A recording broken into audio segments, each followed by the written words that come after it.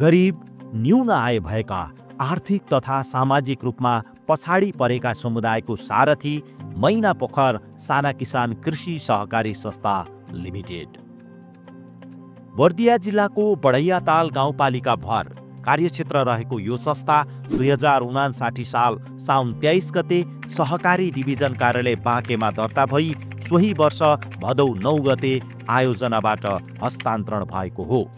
हस्तान्तरणको समयमा 293 सदस्य रहेको यो संस्थामा अहिले करिब 2000 शेयर सदस्य रहनु भएको छ, जसमा 83% महिला सहभागिता रहेको छ। संस्थाले संस्थागत र सदस्य स्तरमा स्थानीय तोरी उत्पादन, प्रशोधन तथा प्याकेजिङ र लेबलिङ गरी बजारीकरण गर्ने कार्य गर्दै आएको छ। संस्थाको नेतृत्वमा प्याकेजिङ र लेबलिङ सहितको तोरीको तेल मिल सञ्चालन भइरहेको छ।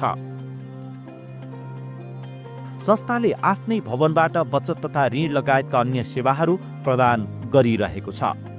आम्दानीको बचत, व्यवसाय सुरु तथा विस्तारका लागि आवश्यक पर्ने पुँजीका लागि दैनिक 50 भन्दा बढी सदस्यहरूलाई सेवा प्रवाह गर्दै आएको छ।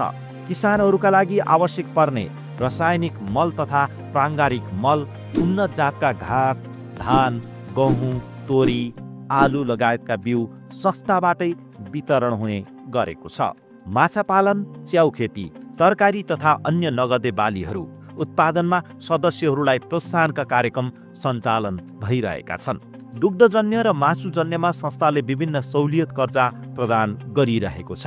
यसकै प्रभावस्वरूप भैँसी पालन, बाख्रा पालन, बङ्गुर पालन, कुखुरा पालन लगायतका व्यवसायमा प्रत्यक्ष रूपमा 150 भन्दा बढी र अप्रत्यक्ष रूपमा 1000 भन्दा बढी किसानहरू लाभान्वित हुनुभएको छ।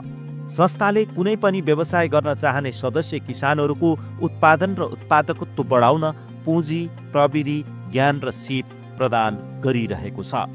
सदस्य किसानहरूको क्षमता विकास, सहकारी शिक्षा, आय आर्जनका तालिम, अन्तर सहकारी भ्रमण, सदस्य राहत कोष, अनुसरण कार्यक्रम, ज्येष्ठ सदस्य तथा उत्कृष्ट सदस्य सम्मान कार्यक्रम निरन्तर भइरहेका छन्।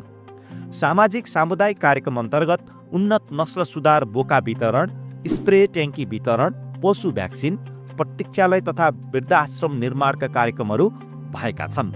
सहकारी ऐन 2074 स्थानीय तहको जिम्मेवारीमा सहकारी पनि परेपछि बढैयाताल गाउँपालिका र मैनापोखर साना किसान कृषि सहकारी संस्था लिमिटेड एक आपसमा सहकार्य गरेर सामाजिक रूपान्तरणका कार्य गरिरहेका छन्।